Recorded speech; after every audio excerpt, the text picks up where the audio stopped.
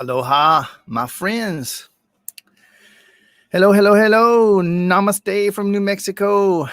Hey there, Colorado. It's interesting. I got a couple of like business pages that are showing up on here. Hey, Debbie, good to see you. Aloha, Lynn. So I do these live, Lynn, to answer your question over in Scotland, my friend. I'm doing these live, of course, and then the recording is always saved. So there are dozens of well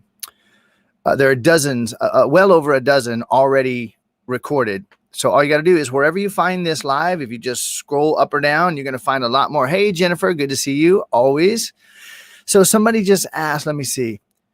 Do I need to give StreamYard permission every time? No, apparently you only have to do it once. So let me just show you. I like to start out by showing this.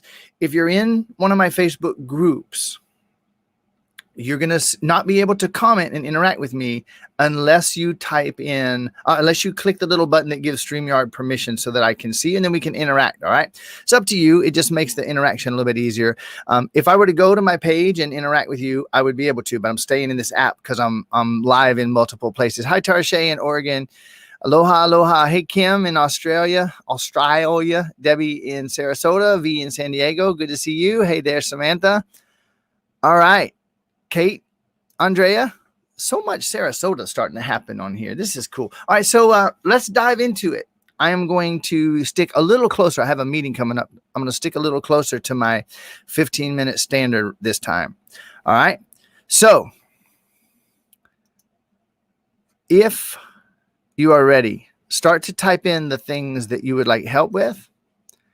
I'm going to start right now with some quantum questions. Why is it that joining this Facebook Live and this YouTube Live today changed my life so much? Why is it that today's live stream on quantum questions made the most profound change in my life of anything that I've ever done? Why is it that I understand the power of not knowing, the power of releasing my constant remaking of suffering, releasing it by asking a question that opens up new possibilities? Why is I'm beginning to comprehend the power of questions in this new way? And why is that changing everything? And why is the focus on my video camera getting sharper and clearer by the minute? It worked. Aloha. Hey, Win in France. Hey, Jill, good to see you. So what would you like help with? What do you feel bothered by, frustrated by, upset, sad, scared, angry, furious, terrified? What can I help with? All right, if nobody types in anything they want help with, I'm just going to rock right on with my own quantum questions. And they're for all of us anyway. Why is it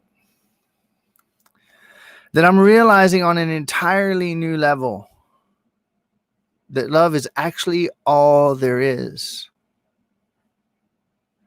Why is it that V just asked this beautiful question? How to teach presence when 2 to 4-year-olds are angry rather. And why did I, even as I typed the question, why did I realize that the obvious answer is by modeling presence? Not that I need an answer. Why is it that I'm so effortlessly and magically able to stay present when I'm around a child who's experiencing anger? Here come the questions. Why is it that I'm able to stay totally present and calm when a child is angry in front of me? And why is it that I'm able to effortlessly say, oh, sweetheart, I can tell you're feeling very upset. Would you like to talk to me about what you're feeling? And I'm able to stay present and calm no matter what they do. Why is it that my ability to stay present no matter what's happening absolutely changes everything? And why do I feel so comfortable and confident doing it? Why is it that I realized and admitted that I didn't like the idea of forced vaccinations? Why was I honest with myself and I admitted to myself, I don't like that idea of forced vaccinations, and I admitted it. And then when I stopped and I said, what do I actually feel when I think about the vaccinations?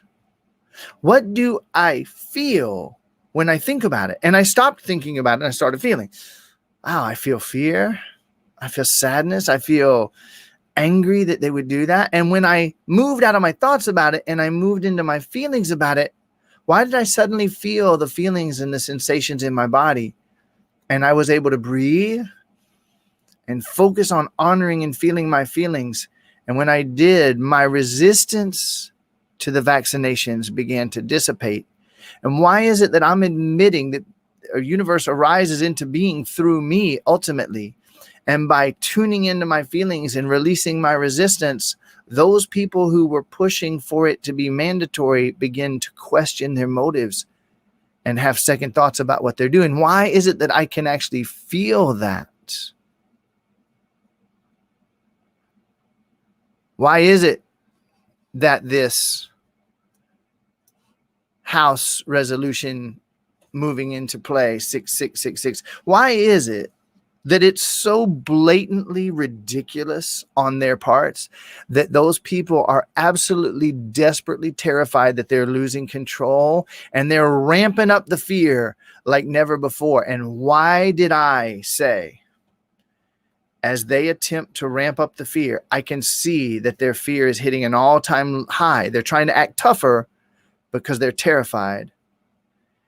And I decided to be compassionate to them and to make sure that I met it all with the deepest calm presence.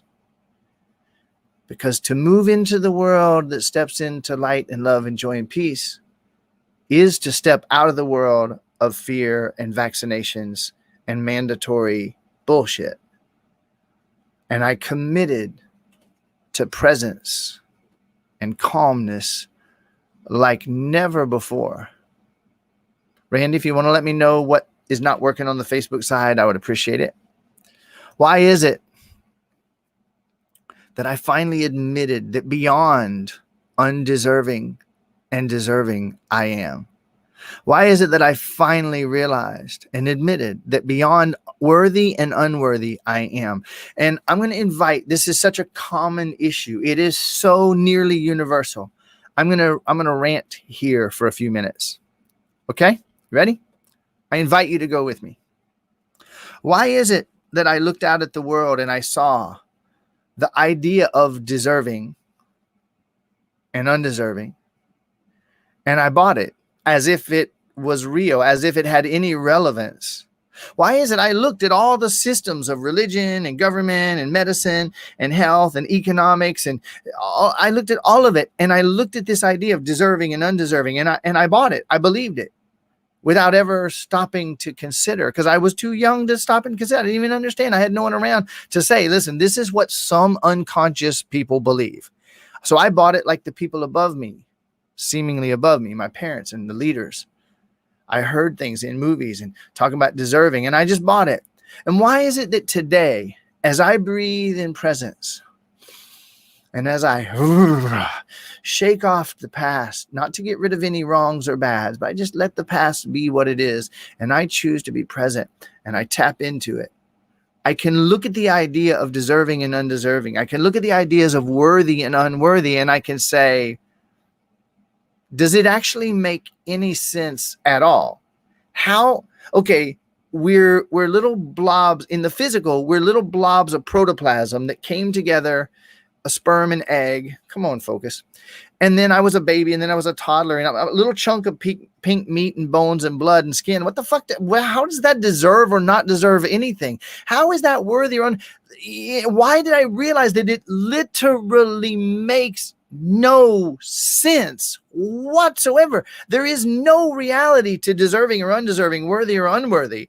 Why is it that on the energy side, I'm infinite, unlimited energy that can't be created or destroyed? It can't be right or wrong or good or bad. It can't be deserving. So is energy, let me see. Okay. So this little thumb drive is made out of infinite, unlimited energy. It's perfect. It can't be created or destroyed. It'll come into form and change through form and then rot and dissolve and rust out of form. But is there any worthiness or unworthiness to this thumb drive? just asking some simple questions. Is maybe the button, maybe the little slider, that is that worthy or unworthy? Is there any, look, let me see, look at this, look at it. Does that look deserving or undeserving to you? Worthy or unworthy? I want to test one more thing. How about my pipe, my little Mapacho pipe? So I use some this organic original heirloom tobacco that's actually incredibly healthy and beneficial. Don't believe what anybody says. From the rainforest. And I have my little pipe here. How cool is that? Let's just take a look. You take a look. I don't even want to judge it. You tell me, is it worthy or unworthy? Do you see any deserving to it? If I turn it this way, is it more deserving than that way? Okay, so if these things, well, let's test one last thing, because those aren't necessary. Those are man-made. Let's take a look at this chunk of shungite that came from outer space. Apparently a giant mountain-sized meteor of it hit in Karelia, Russia. And this giant meteor just shattered into a billion pieces, and people are breaking off pieces and selling them all over the planet. So this chunk of shungite that's from outer fucking space, maybe that, it's not man-made. Maybe that's worthy. I don't know. It has some rust on it. Is that less worthy, perhaps? So why is it that all that silliness that Brian just did might have been not silly at all? Why might today be? In fact, why was today the day that I finally asked the question, is there such a thing as worthy and unworthy? Is there such a thing as deserving or undeserving? And when I laughed, what the fuck was I thinking? Everybody around me believes that shit. And not only did I believe it, I was feeling it in my bones. It was affecting my choices and my decisions and my actions and the options that I allowed myself. So why did I then say, why is it true that beyond deserving and undeserving, I am? Why is it true, undeniably true, that beyond worthy or unworthy, I am? Why is it that beyond deserving and worthy, undeserving and unworthy, beyond transcending them, I am? And why, when I asked that question, why did everything change?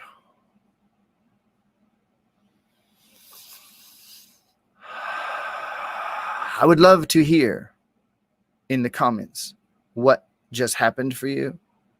And I'd love to see over the coming days what you notice is different for you. It was the ideal time for that, Andrea. And I'm not just talking to you, Andrea. Everybody that followed me on that. Why did I stop trying to get out of debt, which put me in perpetual opposition to an artificiality? Why did I stop trying to get out of debt? Why did I wake up and realize that trying to get out of debt, which is an illusion in the first place, keeps me running in circles like a dog chasing its tail with a blindfold on? And I instead chose to let someone buy my house so that they could enjoy it and I could enjoy the money that came from it. And when I changed my focus to that, why did it become effortless? And why did I stop thinking that I feared anything? And why did I admit I don't prefer mandatory vaccinations? I prefer health, freedom, and sovereignty. And I also, when I thought about that, I have felt some fear. So why did I admit that I have felt some fear, but I stopped deluding myself into thinking that I was afraid of anything? Why did I finally, the 497,211th time that I heard Brian say, I don't fear anything, I just feel fear. And when I finally stopped attaching the fear to the thing, attaching the fear to the thing, attaching the fear to the thing, when I stopped that, I was able to just feel the fear, breathe, and move myself back into confidence again. Why is it that I can admit I felt fucking furious putting that mask on? And then why did I decide to say, how could this be for me? How could I possibly use this for my benefit? How could I possibly meet this mask issue? And maybe I went and made a mask. I cut up a pair of my underwear and I made a mask out of white cloth. And I wrote on the outside of the mask, these masks don't help you or me. And I started to wear that. Why did I find a way to make it humorous? Why did I find a way to make the mask a tool of waking up and creating the world that I prefer? Why is it that today I woke up and realized that today is the most joyful day? It's also the only day in the universe, whether it's my birthday or not. Why did I decide to make every day my birthday? Why is it that I decided to look at my finances and admit there's more where that came from? And why did I look at my finances and I smiled and I said, there's more where that came from? And I couldn't deny the undeniable, obvious truth. There is more where that came from. Why did I admit it? And when I did, why did I feel so much yummier? And yes, what do I actually feel? What do I actually feel? And then I focus on the feeling. Got my first boomer today. Feeling the feelings, baby. Oneness, Jay. Oneness. Unity. Absolutely. Now look at this. Boom. Boom. Boom. Boom. Why is it that our world is governed by the noblest and wisest among us? And why was today the day that I admitted that I am the noblest and wisest among us?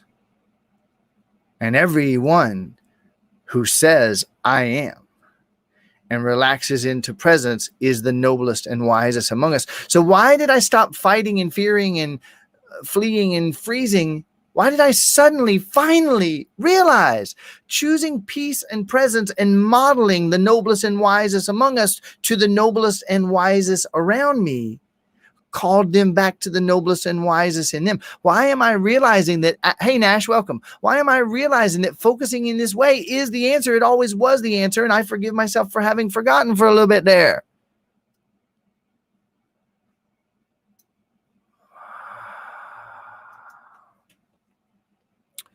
Why is it that I realized ultimately there are no levels? And one of the ways out, one of the ways of using the mind to move back into oneness is acknowledging the illusion of the levels and then checking to see where I was. And I'm with you, Jay. Why is it that I finally woke up and realized that it is utterly, absolutely, ridiculously impossible to ever feel unlovable? I can only think that I'm unlovable. And why did I have the biggest laugh after I cried? Why did I realize no one could ever feel unlovable? They can only think and believe and perceive that they are unlovable, which has nothing to do with any feeling. So I stopped my crazy fucking cycling. I calmed down out of those thoughts into my presence, and I asked the question, when I think unlovable, when I think I'm unlovable, when I perceive I'm unlovable, how do I feel? And I instantly felt the sadness that had been there all along, unresolved from when I was a child. And my parents didn't show me the love that I needed. And I judged and decided that I must be unlovable. And I've been living with it ever since. And why was today that I broke the fucking spell of unlovable? All right, my beautiful friends, I'm looking and glancing at these comments and I'm done. 19 minutes when I committed to 15 and I have a meeting coming up. So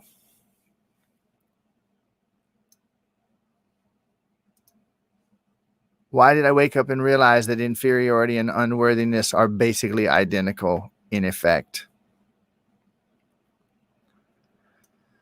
All right. Beautiful, beautiful comments. Everyone, please share. We got about 70 people showing up today. Let's make it 140 tomorrow. Share, comment, tag people in the comments. If you really want to help me get this global InRising in front of more people, I'm going to tell you what you can do. And I trust that you want to help because you showed up today. Comment, click the thumbs and the hearts, tag people in the comments, share the videos everywhere, and then go and comment on the comments that other people made on this video. And there will be more people on with us tomorrow. And all of you who didn't, who brought up your things that I didn't address today, join me tomorrow, and I will. I love you. And let's tomorrow start. See, people waited till late. Like, oh, I'm going to wait till a few other people. Just start out with your comments. Okay? I love you, and I will see you tomorrow.